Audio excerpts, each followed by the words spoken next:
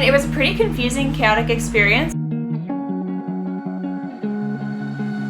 Hi everyone, so this is our last day on this cute little balcony and she will be missed, but welcome to a 2-day travel vlog.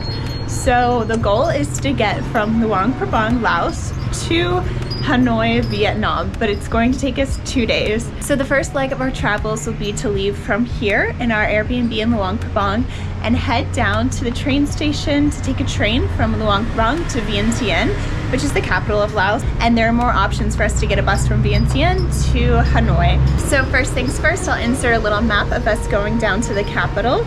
And then we will be staying the night in Vientiane tonight. We have a little Airbnb to check into. And tomorrow, our Airbnb host, the one from Vientiane, will be taking us to the international bus station to board our 20-hour bus to Hanoi. So it'll be quite a travel adventure, but we're excited to show you how it goes. So we read that it was imperative that we take either the Tuesday, Thursday, or Saturday bus from Vientiane to Hanoi because the buses that go out on the other days are not good, meaning they typically don't have toilets or air conditioning or Wi-Fi, and it's just more of a nightmare. So we are waiting and taking the Thursday bus to Hanoi, and we're excited to show you how that goes because we've read a lot of mixed reviews. Some saying it was perfectly fine, others saying it was a long 20 hours and not quite so pleasant. Yeah, we're doing full-time budget travel and we're excited to show you the highs and lows of that experience. So we have hope and we're positive that it's going to go well for us. But now we need to go check out, get a taxi down to the train station and board our train, and we will catch up with you whenever we can. How do you feel about our 2-day journey to Vietnam, sir?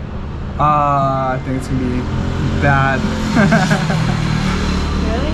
I don't know. Not very optimistic. Well, I'm trying to keep my expectations ridiculously low, so that even if it's bad, it's fine.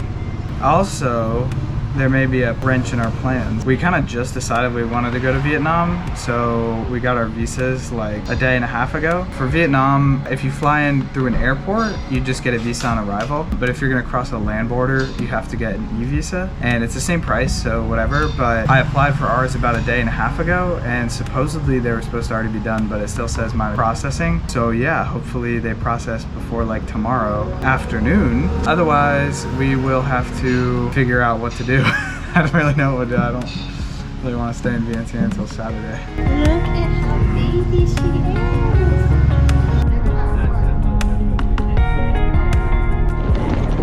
Back at the train station.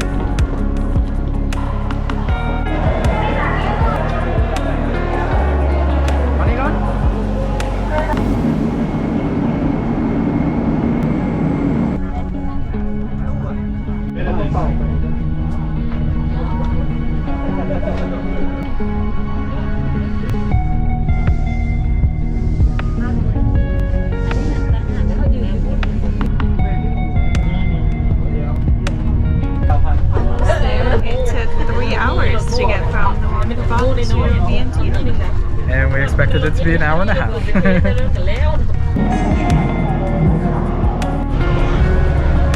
Problems in paradise. I didn't get more cash before we left, so I only have like 50,000, and it's like a 25-minute drive, so I'm sure it's gonna cost at least like 100. So there's no ATM at this train station for some reason, even though it's the capital of Laos. So I'm gonna go look around that corner and make sure, and if not, then I'm gonna have to try to find a taxi driver that'll take us for free to an ATM.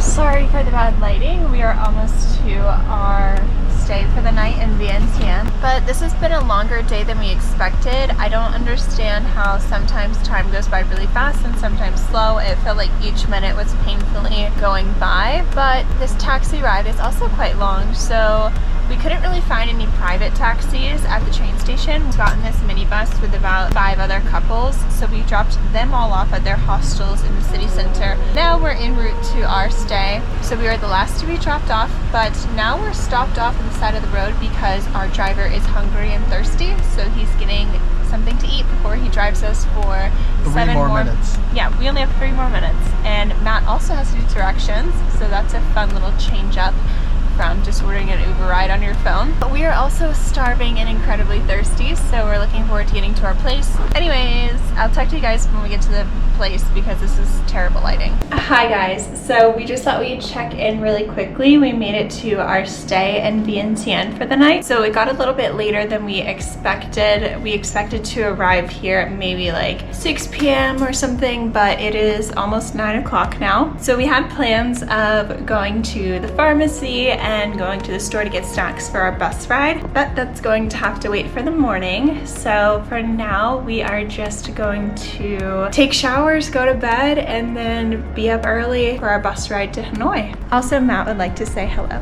Hello, I'm trying to figure out how to make the AC blow cold. Top And yeah. And we need to figure out how to get food because Yes, the situation so between hungry. us is very tense. Hi guys, what do we do? It is the next day. We are still in our hotel in Vientiane. It's about 1 o'clock in the afternoon and we have no idea what to do right now. And the purpose of these vlogs was first to just show our friends and family back at home what we are doing, and secondly to show the highs and lows of full-time travel and not to just post, oh, these are the most magical things to do in this certain place. This is what it really looks like. So we don't know what to do. We are supposed to leave at 4:30-ish to get to the bus station and take a bus from Vientiane to Hanoi at 6 o'clock. However, let's back up. We decided to go to Vietnam on a whim, kind of. I mean, it was always in our travel plans, but we weren't going to go there until the middle of November. So we decided about 3 days ago that we wanted to go now. It just made the most logistical sense to go from Laos over to Vietnam.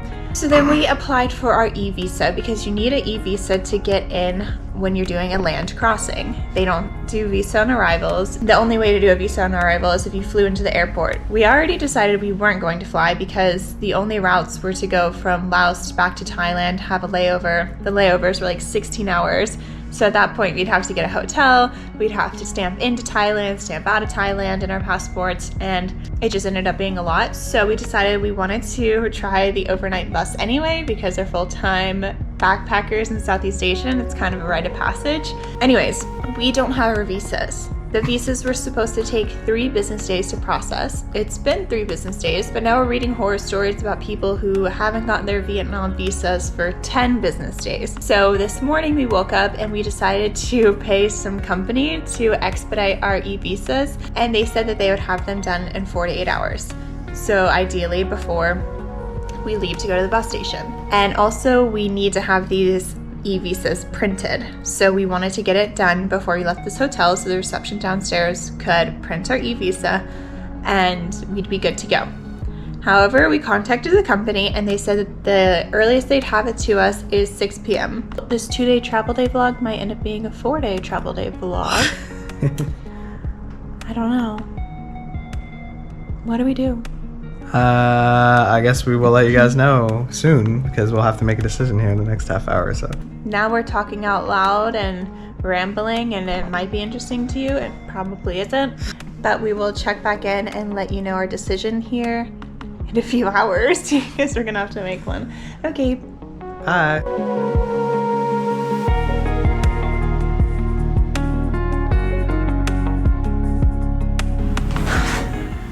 Hi guys.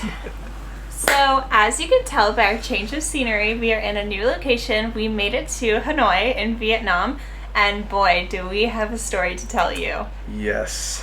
So, the last we talked to you was when we were in our hotel in Vientiane, and we weren't sure if we were going to make it to Vietnam because of our e-visa dilemma. So, we're just going to do a little story time, and then we're going to overlay the footage that we did get throughout our journey. The reason we're doing like an overlay is because it was so stressful in the moment that we didn't think to like talk and explain. So yeah, we'll explain and then show the footage of it happening in real life. So as we were sitting in Vientiane, you guys know our dilemma. We were sitting there constantly refreshing the Vietnamese government's website, seeing if our visas were granted, and they weren't. And so our bus was meant to leave at 6 p.m. on a Thursday. And we were sitting there and nothing was happening, and then it was 4:30.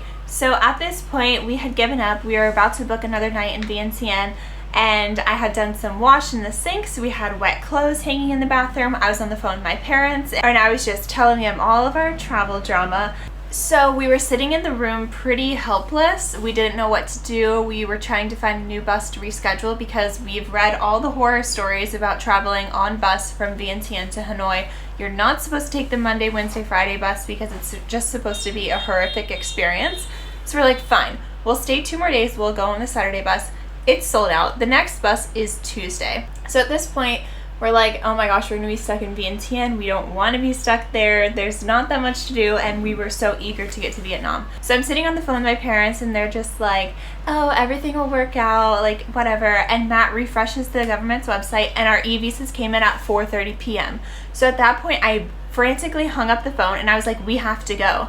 And mind you, our hotel room was an absolute disaster. We had clothes everywhere. We were doing a little bit of wash in the sink. And then we had the visas on our phones, but you have to print them. Yeah, so that was the next big problem is we read online that theoretically you can show it on your phone, but it's just up to the customs agent to let you through, and we really did not want to risk getting denied at a land border and having to come all the way back like 15 hours. So while Patricia was frantically packing, I just told her just shove everything I have into my suitcase and, you know, just make sure not to forget like my Mac. But I went down to the front desk because I was like, for sure this, you know, legitimate hotel has a printer. No, they do not have a printer. And mind you, our bus leaves at 6. They tell you to get there a minimum of 45 minutes early, and we're a half hour from the bus station. So I Google mapped to the closest like printing business. It was at least like a 20-minute walk. So I just started sprinting, you know, with the visas on my phone to go to the print shop, and I took a back way because it looked like it was going to be faster. And people are like looking at me weird, and I'm like, what's going on? And the road turns into like straight mud. Like think if you've ever been mudding in the United States or wherever with a truck, and it's like mud's up to my ankles. I'm like sprinting through it. I lose my shoe. I have to go wait around for my shoe. I'm like, oh my gosh, this is crazy. And I'm running. A dog starts chasing me. Its owner's like running after it, like telling it to come back inside. I'm like scared I'm gonna get rabies. Just running. It is currently 4:30 p.m. It's like dirt road. 4:30 p.m. 2 dogs almost ran after me and attacked me. And I'm running to this print shop to print our Vietnam visas. And we just got approved for them like 10 minutes ago. And a random lady runs out and is like, why are you running? And I told her like I needed help printing. And she just took me inside her house and printed for me. So got our Vietnam visas. And then all of a sudden a random woman comes outside of her house and she's like, hey, like, do you need help? Probably thinking I'm running from like the mafia or something, I don't know. Anyway, I was like, can you print for me? And I had to translate it because she didn't speak any English. So she just took me inside her house, printed the visas for us and our bus ticket as well. And I was like, thank God. Oh, and I like tried to pay her and she just did it for free. She wouldn't take any money. I'm just amazed all the time at the kindness of the Lao people. Mm-hmm. But I start sprinting back. I wade through the mud. The dog starts chasing me again. Its owner's running after it again. Get back to the hotel. Go upstairs. I got it. We're good. Psych. So he gets back to the hotel. He's super excited. We need to leave in literally 5 minutes if we're going to have a chance at making this bus. I open up the documents and I'm like, I hate to be the one who has to tell you this, but she double printed his visa and I didn't have a visa. Wrecked. So I sprint back outside, go back through the mud, lose my shoe again. The dog starts barking at me. Everything's happening again. And I get to the lady's house. I'm like, hopefully she'll do it again. And she's gone. No car. The house is just completely off. I'm like, oh my gosh. So I keep running and I'm like, there's no way that I can get to this print shop. It's still like a 12-minute walk from there and back, you know, by the time we need to leave. And luckily I had just happened across a 7-Eleven type store called a Jiffy. And at the front desk they had a printer and the guy working there was like 15 and he spoke good English. And I was like, please, can you print this for me? Like for my visa, can you please print this? And he was like, yeah, sure, no problem. And he ended up, you know, letting me WhatsApp him the document, got it printed. And at this point, I don't even really remember in my head what time it was, but I just know that we were like ridiculously late. So I used an app called Loca, which I had downloaded as I was running, because it's the only way that you can actually like order a taxi yourself. And we were kind of in a weird place, like no tuk-tuks or taxis like near our hotel. And the receptionist like didn't speak great English, and he didn't know how to call a taxi for us, pretty much. Anyway, I call a taxi to the place, and the printing is like taking a long time to load. And the taxi gets there. Patricia's like loading up all of our stuff by herself. Okay, so I ran downstairs. We were on the second floor of this hotel, and I packed everything into our suitcases and our bags. And Matt's bag is so unorganized because I just literally threw everything together in there. And I take all the bags downstairs by myself. There's some other people trying to check into the hotel. I'm dripping in sweat trying to carry this all. I look like a literal insane person. And then I run back. I could only carry one suitcase and one bag at a time, so I run back up the stairs, face plant on the staircase, and then everyone, yeah, I didn't tell you that. No. And then everyone just like, what is wrong with this girl? Like, and I didn't have the time of day to be like, like, explain. No. So then I'm also trying to talk to the receptionist downstairs and say, hey, do you think you could get us a taxi? Like, we need to get to the bus station right now. And we were just doing this just to have, you know, reassurance that we would get a taxi to go. And then he was like, what time does your bus leave? And I said 6 o'clock. And he said, oh, well, you won't make it. And then I said, shh, like, I don't need to hear that. I don't need that negative energy right now. Like, we are going to give it all we have because we just don't want to be stuck here until Tuesday. So that didn't work out. The Loca did end up coming. Mind you, my service isn't working, so Matt and I are trying to text back and forth, and like, we can't. So I'm just trying to tell the taxi driver. I load up all our stuff in the trunk, and I'm like, can you please just wait? Like, he'll be here in 5 minutes, 5 minutes. And then there's just this immense awkward silence of me standing there with the door open on the taxi trying to get him not to leave us. And him waiting. Back to me at the gas station. This guy's printing for me, so nice, but like in the middle of like loading up my documents, you know, it's still his job, so he's like still checking people out. And then I'm like, oh my gosh, this is taking so long. Finally got it, and I was getting Patricia's text, but my texts weren't sending back to her. So I could see that she was waiting with the taxi. I was like, what am I gonna do? Like, it's at least a 15-minute run. And I was like, oh my gosh, like, this guy's gonna leave, we're not gonna make the bus, whatever. So I start sprinting back, not the way I came. I went around another way because I thought maybe if he left, I could like flag him down in the street or something. So I'm running that way with the document that I need finally. And all of a sudden, this guy on a motorbike pulls up behind me. He's like, hey, are you good? And I'm like, well, I don't know, I'm just trying to run, you know, so I can get home. And I just thought he was like trying to sell me something or whatever. But he was like, hop on, hop on. He had like a little baby in the front, so I was like, well, that seems pretty trustworthy that he has a baby. So I just hop on his motorbike and I start giving him directions. And he takes me to the hotel. And we got there in like 2 minutes. I literally, without that guy, we would not be in Vietnam right now, like legitimately. Straight? Yeah. Yes. Yes. Right. Yes. Yeah. Thank you so much. I just see Matt pull up to the hotel. On a random dude's and I was like, oh, cool. Like, he ordered a ride, and I was like, how much money do you need? And it was just... He wouldn't take money. I had like 50,000 kip in my pocket. I was like, here, take it. He would not take money.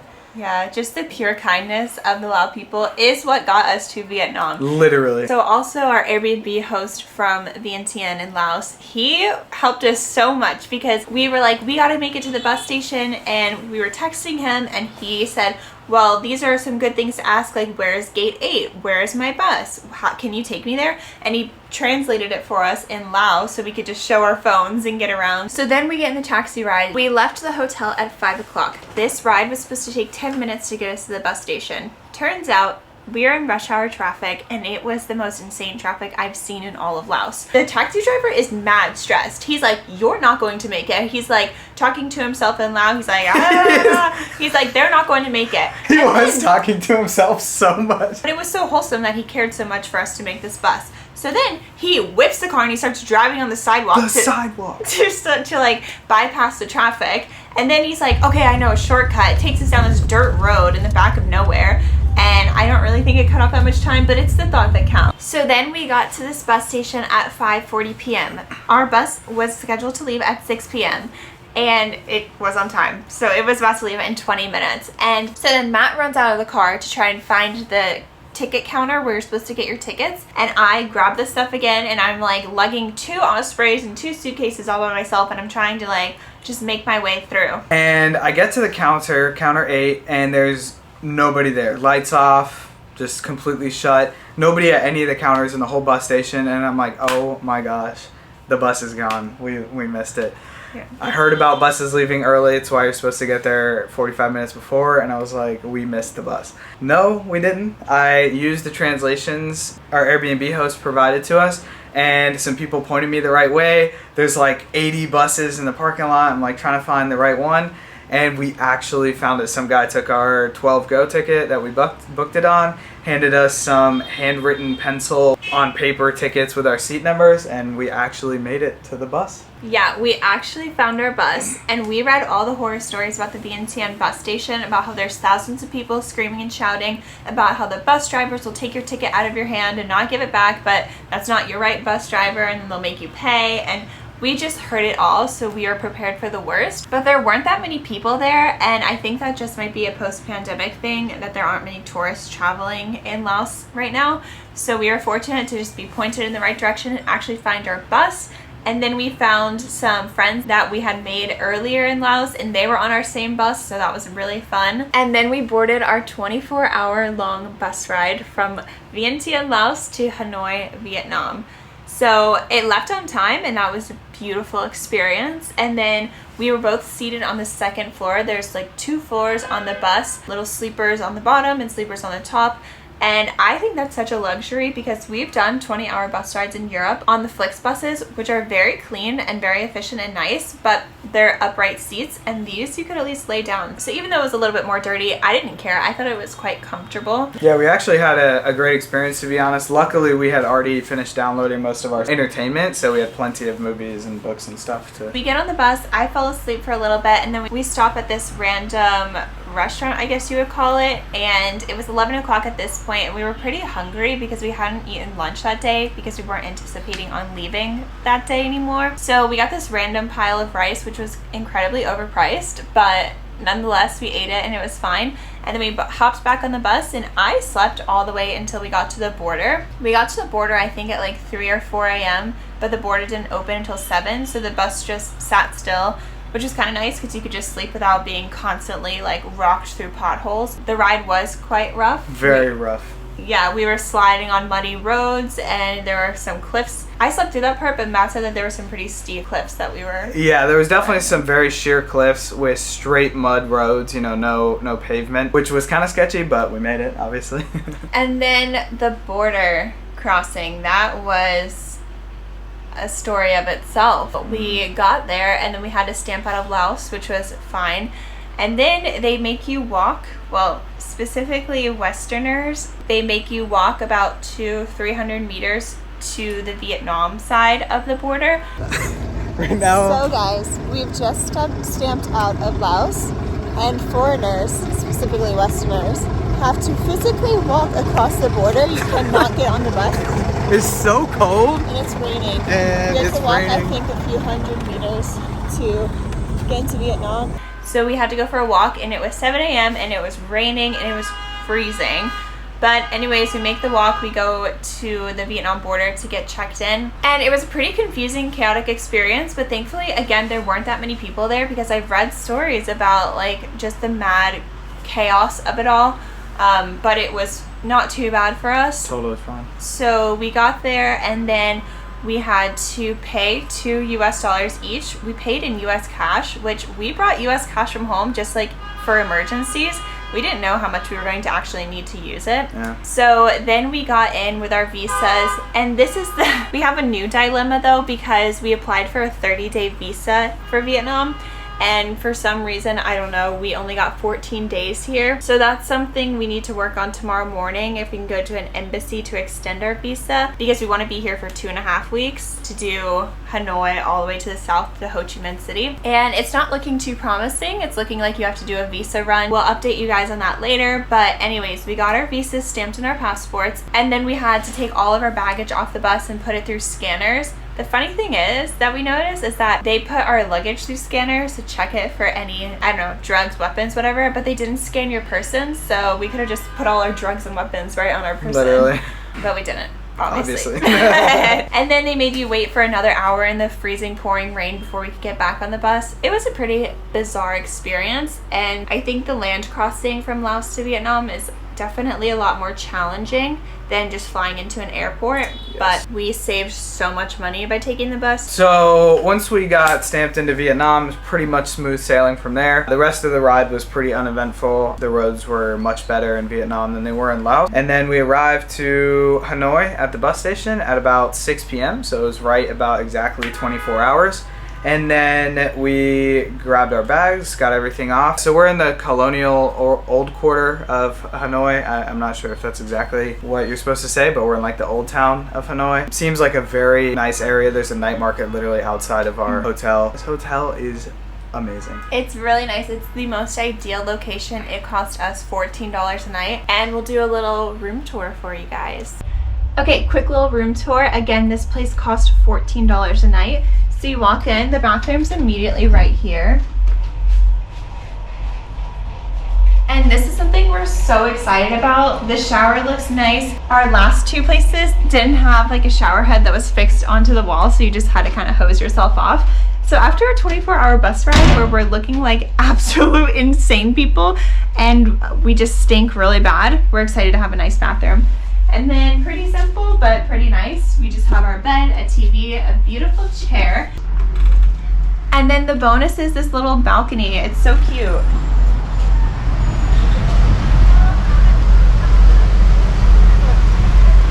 We're right in the center of all the excitement of Hanoi. But that's pretty much it. Pretty hectic journey, but we made it. And I hope you guys kind of enjoy watching our stress. Yeah, I hope it might be helpful to see our perspective, because we read every single other person's perspective who did this travel. And so ours was pretty seamless and smooth for the most part. So in conclusion, that was a pretty wild travel day. We felt for some reason that we had to do it. We felt like it was a rite of passage to do it in Southeast Asia.